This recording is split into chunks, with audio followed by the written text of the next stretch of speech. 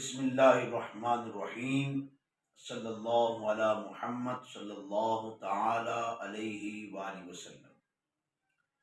ناظرین کرام، آج ہم انشاءاللہ تعالی عاشورے کے روزے کے حوالے سے بات کریں گے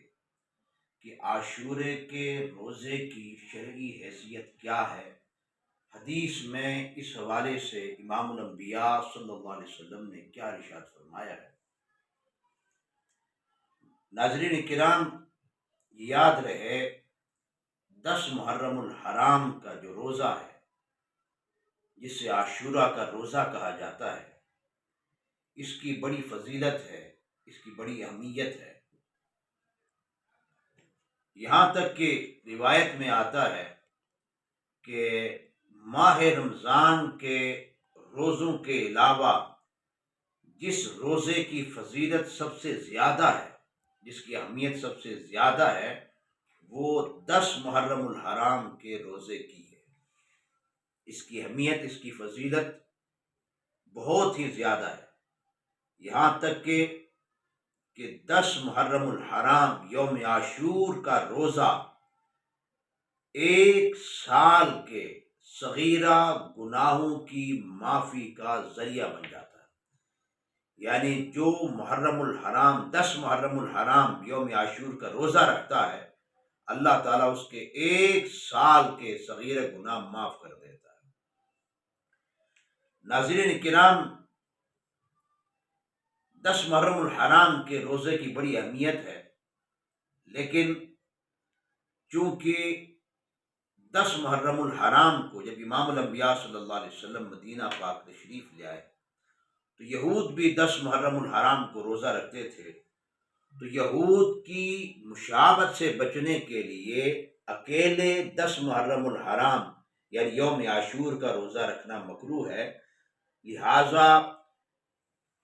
یوم عاشور کے روزے کو 9ویں تاریخ یا 11ویں تاریخ کے ساتھ ملا کر رکھا جائے، یعنی اکیلے 10 محرم الحرام کا روزہ نہ رکھا جائے، یا 9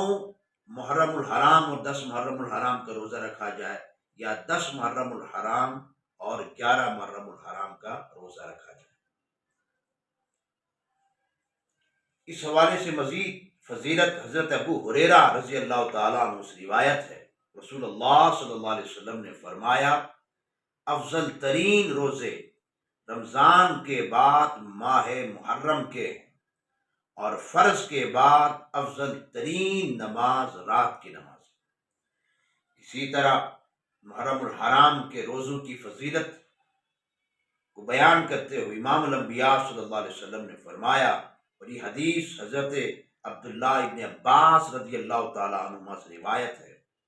امام الانبیاء صلی اللہ علیہ وسلم نے فرمایا، جو شخص یوم عرفہ کا روزہ رکھے گا اس کے 2 سال کے صغیرہ